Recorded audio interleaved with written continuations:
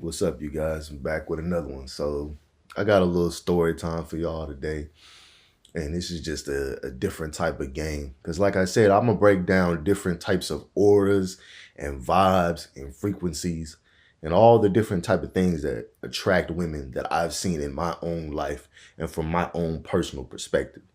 So, one of the big ones that I have for y'all, well, I just want y'all to listen to the story. Y'all get what I'm saying. So back when I was around 13 years old, there was this little white boy. He was about a year older than me. I want to say like 14. I ain't gonna say his name, but I believe I can't fully remember back then. I believe he was like a blonde haired, blue eyed white boy or blonde haired, green eyed white boy, right? And he only came, this is I lived in an apartment complex back then, and I believe he used to live with his parents on different days of the week. So I believe he used to live with his dad for like a half a week and then live with his mom for half a week. Um, so I think it was one of those type of situations where they had broke up and they used to be married and whatnot. You know how that goes. But he was just like a, blonde hair, blue eyed white boy. He used to wear white shirts and like jeans or whatever. Everybody used to wear like those cargo pants or whatever. And we would only see everybody in the apartment complex would only see him like every 4 or 5 months. But it was strange because we all knew who bro was, but we didn't really see him all the time. That's what was funny about that. Um, and it was strange because it was like I remember when I first met him, he seemed like a very serious dude. Like back when I was probably I want to say in like sixth or fifth grade, like a year or two before that. I remember meeting him and he was like a serious white boy kind of. And then I remember seeing him the second time again, and bro was like the most kind, the most bubbly white guy you ever met. Bro would be, hey, everybody, how you doing? And be giving everybody hugs and stuff. Y'all know what I mean by that, right? And it was funny because everybody was like, is this dude gay, bro? Like, what the hell? Like, everybody, like, yeah, gay as hell.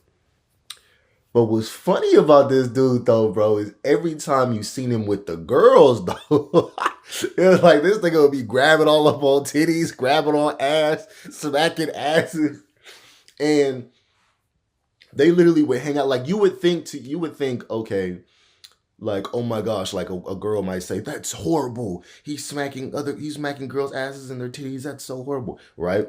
But the girls would still hang out with this nigga. That nigga would be doing all that, but they would still hang out with him, still vibe with him. You know what I'm saying? You see him the next day, he hugged up on a chick, grabbing some butt. All you're like, bro, it's going crazy, bro. And yes, chicks would push him and be like, stop or whatever. But they would still hang out with him. He was always in girls' houses. And he never said he was gay. He never said that shit. But he used to act, a little, hey, how you doing? Or whatever, right? But that shit was always hella funny because he always was grabbing on some ass or some titties. Every single time you seen him. He'd grab a chick titty or grab their ass or something or smack their ass or something. Like every single time. But every dude, let me tell you how crazy this really was. I keep repeating stuff because it's like so much that I can say about this dude. Every dude kind of had like this, they guard down when bro was around a girl and shit. Because every dude assumed that this nigga was gay. Women also had their guard down around this dude because they thought he was gay. But the reality of it is, like I said before, he never said he was gay. Just because a dude acts bubbly, girly, and feminine, don't mean he gay. But I ain't gonna lie, that game can help you with women, bro. Because it lowers their guard. You know what I'm saying? It lowers their guard and it calms them down.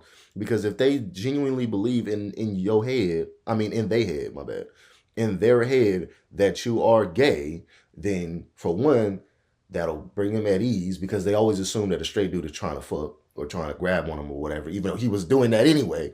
But it's like that still somehow brings them at ease when they think that you're secretly gay. But at the same time, a lot of the time, if a woman does think you're gay, they usually let you smack their ass and grab their titties. Like I said, women contradict themselves with this shit. They always feel like they're safe if a guy is gay. And they're not safe if a guy's straight. I mean, but it's like you still like it's just some confusing ass shit. It's like it kind of makes sense, but it doesn't. But it's just them believing that you're gay that makes them feel safe, because that's one of the big main things. Women want to feel safe. They don't want to feel like they're in danger. And that shit works. I'm telling you. And now I will say though that shit can backfire on you like tremendously. That shit can get you sent to prison. That shit can get you in a lot of trouble if you do that shit. Because, ain't nothing, more dangerous than a woman's rage, is what I would say. If she think, oh, this nigga's playing me.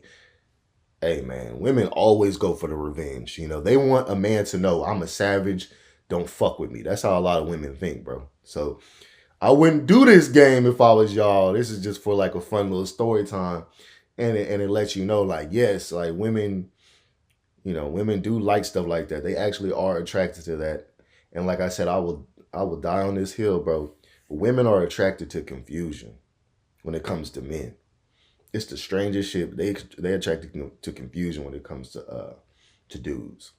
If they think the dude might actually be gay, that shit does relax them a little bit, even if he never said he was.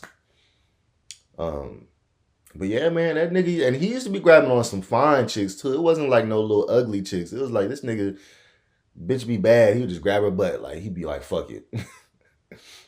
That nigga did not care. But honestly, it's like bro used to act gay, but really was really masculine as hell for real as a dude. I ain't gonna lie, like that nigga had testosterone. Like I said, it's like you always see this nigga play fighting with chicks, grabbing all up on him and shit. So it was like this nigga knew, like, he knew what game he was playing. And somebody must have taught him that game. I don't know, bro. But that shit was always interesting as hell to me, because I was like, this nigga is clearly not gay. But everybody keep thinking he gay. They even will ask him. He's like, nah, I'm not gay or whatever. Shit was interesting. But that's some game that works in the suburbs too, though. I'm gonna make another video for y'all, bro, about the suburbs, because like how you get women in the suburbs is different than how you get women like in the hood, how you get them in the city, and how you get them in the country. Like I said in that other video before.